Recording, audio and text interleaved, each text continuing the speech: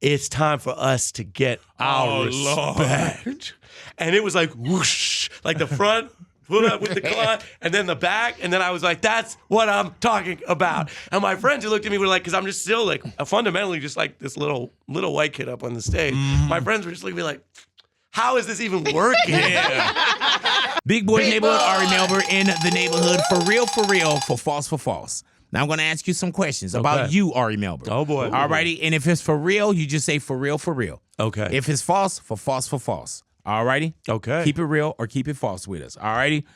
Ari Melber was in an episode of House of Cards. For real. For real. How did that go down? They reached out about a cameo, and we shot it like on the NBC set. So it's like the real world inside the fictional world. Really, though? You get paid for that? You get like whatever that SAG minimum is. So it's like it's a couple $100. That plus 10%. I know how it is. I don't get real work. It's not like you're negotiating with them. They're more like, this is a cool thing, and it's right. Not, yeah. And you do it anyway. Was it hard to play? Are you Ari Melber on there? Is it hard to play you or someone like you? It's a great question. Yeah. I didn't love that format because while I prepare and I might think about what connects with people, I'm not acting. I'm never doing a line twice. So it was weird to be in the normal place. It wasn't like a set. It was just in my normal place of work. Right. In a suit, and then be like, well, run that back. So that was just a weird feeling. But no, I didn't really think of it as me. I definitely mentally thought of it as like a cornier version of like a newscast. Gotcha. Because even the lines were like, I remember one of the lines, because I don't know if you know, I have a decent memory. Yeah, hell yeah, you do. Yeah. Seriously. Jesus Christ. So man. one of the lines was like, oh, the other guest says something to the effect of, you know, this whole political scandal's turning into like a dumpster fire. And then I said in the script, oh, it's a fire, all right. I think these Republicans are getting ready to roast some marshmallows over it. Oh, And I was just like, Lord. fam, I say a lot of wild shit, but I would never say that. Yeah. Also, like, if there's a fire, it's not like the first thing that happens is everyone's like, get your marshmallows. And I think that these Republicans are ready to roast some marshmallows over that. Over it. Like, over it. Like, Yeah. like, it just didn't, I get what they were going for, but it was so Yeah. off. So in my head, I wasn't like, this isn't me saying this. I was like, this is some Yeah, it's a version shit of me. show and diarrhea is the headliner. Yeah, I can't believe this. Exactly. He worked on the John Kerry's campaign. For real. For real. Yeah. I heard that. Now, what do you do with that? I had I'll tell you, talk about facts. I was working in a government job in D.C. I remember I was making $28,000 a year. And Did you think you made it when you made that? Were you like, I'm in the game, 28,000? I was like, because I remember that I was like on such a budget. Oh, yeah. I had like, you have your school loans or whatever, and you're like, I remember Oh, being my at a God. bar, because it was $28,000 a year is that's tough. Yeah. And I remember Yeah. being at a bar, and I would like keep an empty bottle and be like, you want another round? I'm like, I'm good.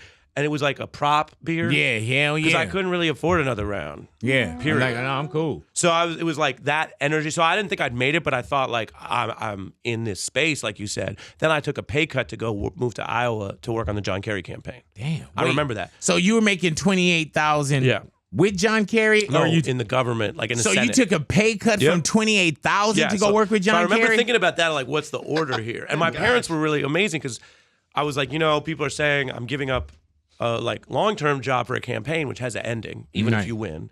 And it's lower money and it's like moving and it's craziness. And they're like, do you want to do it? I was like, I do, because I think it'll be a totally once-in-a-lifetime experience. And they were like, well, now's the time to do it. You're not going to be able to maybe do that in 10 years or if you have kids, so do it. So I moved to Iowa, and it was what they call field work. I had 19 precincts.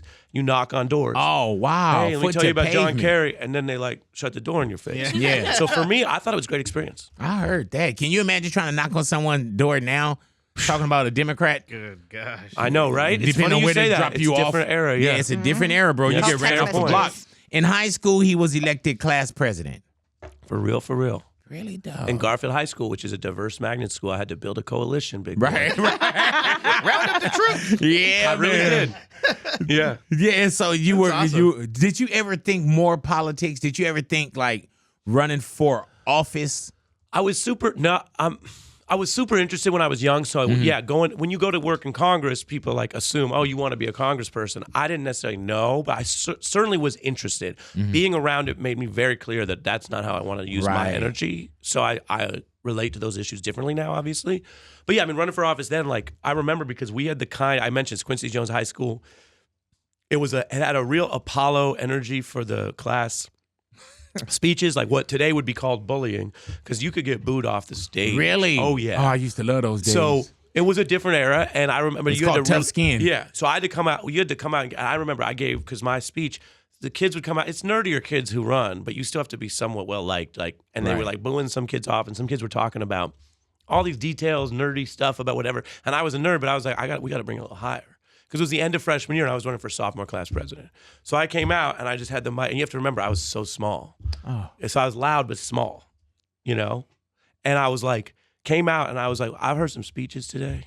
I've heard about plans, heard about what next year might be like. I said, but you know what I haven't heard? And just sort of let that whole, and everyone's looking up. And it was like, you could see, and a lot of athletes would sit in the front and set the tone. And I could see athletes looking at me like, we're either about to push this person off the stage or maybe cheer, like, what are you going to say? And I was like, because it was class of 98. And I was like, respect. I haven't heard enough about respect because we're done being freshmen. It's time for us to get our respect. Lord. And it was like whoosh, like the front, put up with the cloth, and then the back. And then I was like, that's what I'm talking about. And my friends who looked at me were like, because I'm just still like fundamentally just like this little white kid up on the stage. My friends were just looking at me like, how is this even working? Yeah. Can you imagine if you fast forward a few years, you could have been arms are sweaty. I got vomit on my sweater already. Mom spaghetti. Hey, man, it worked. It worked in that moment. But, we talk about I love that you're asking us. I don't usually talk about this stuff at this point in my life. Like, yeah, you don't. It's very different to go afterward and look and say, oh, well, now some people listen to me, right? Yes, I do the news. Right. But like, yeah, you had to get into a frame of mind of this whole, nobody in this room knows who you are. Mm-hmm. Here's why I think you should listen to me. And here's why I take this seriously, but I obviously don't take myself that seriously. So this ain't on some like arrogant, but like respect was both what 9-8 deserved, and Big Boy, if you would have known what our freshman year was like, we needed that. You needed that respect. But it was also like, I mean, it's not, it would have had a different energy if some guy came out 6'5", tatted up, might have been intimidating, right? Right. I'm the opposite of intimidating, so it's almost like, all right, this little guy, well, I guess he's going to be our battery. All right. Right. He seems but excited. You won. I did win. Respect. There it is. Yeah. He once made Christmas ornaments by taping together pictures of rappers. Wow, who found that? That's true. Natalia. So now look, I'm frugal. Right. I'm frugal from the jump. I was in New York. I told you about the beer. Hey, dude, prop. Kanye gonna be like, see, I told you. I know, right? Yay. Look, I was going to a New York Christmas party. That's not my holiday. I will show respect. But people are like, oh, you got to bring ornaments. I was like, I'll come. Respect your holiday. I ain't buying no ornaments. I'm just not buying ornaments. I'm Jewish. And you don't got to buy a Hanukkah. I would never ask you. Like, you know what that is? Right. A menorah? Yeah. Oh, yeah. Very much so. I'm never going to, Big Boy, come by the house. Go find a menorah, too. So that'd be that thing where, like, and this is how I feel, like sometimes people who are in the larger group assume, no, adjusting to them, that's just life, right? Of course Christmas should be a federal holiday. That's fine, but it ain't everybody's holiday. So anyway, I was like, I ain't buying no ornament, but I do want to participate. So I went and I had The Source and some other magazines, and I just like was cutting them out, and I made these ornaments like out of all rappers' faces. Like, who was on there? I don't remember. I don't remember. Man. I don't want to make it up. I don't remember. But like, definitely. I mean, this is a Big Boy. This is a long time ago. Yeah, you see Source magazine. He's like, who was the third rapper in the I don't. So, but it was whoever was in the Source at that time, and that was about 2005. And what was the Source, or maybe it was XXL, but it was some New York, whatever you could get off the stand in New York. This is the old days. So I made a couple of those. We were like, I thought they were dope. I was like, this is cooler than a. Yeah, this is not your basic ornament here. And it got really literal because we got to the party and people did bring. Some people brought like funny ornaments, I guess you could buy. I don't know, and then like more traditional ones. And then to the host, I was like, these, and they looked down at them and they were like, are these pictures of rappers from a magazine taped together?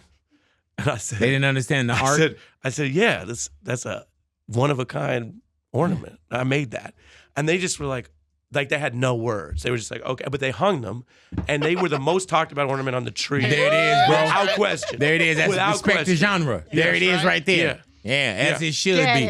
And the person wish they probably had that now because no telling what it's worth now. Ain't no being telling. Made from you. Yeah, right. Priceless.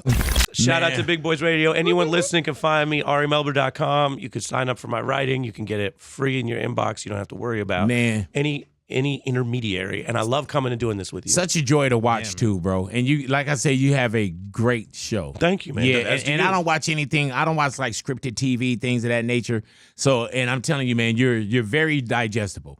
You know? I'll tell you this, Big Boy. People always ask me, when's the mixtape dropping? Yeah, when is it? I tell them every night at 3 p.m. Pacific, 6 p.m. Eastern. That's the mixtape. Coming. Say tune less. in. There it is, man. Got volumes upon volumes. 5 years of volumes. There it is. Ari Melber in the neighborhood, Big Boy's neighborhood. Drop.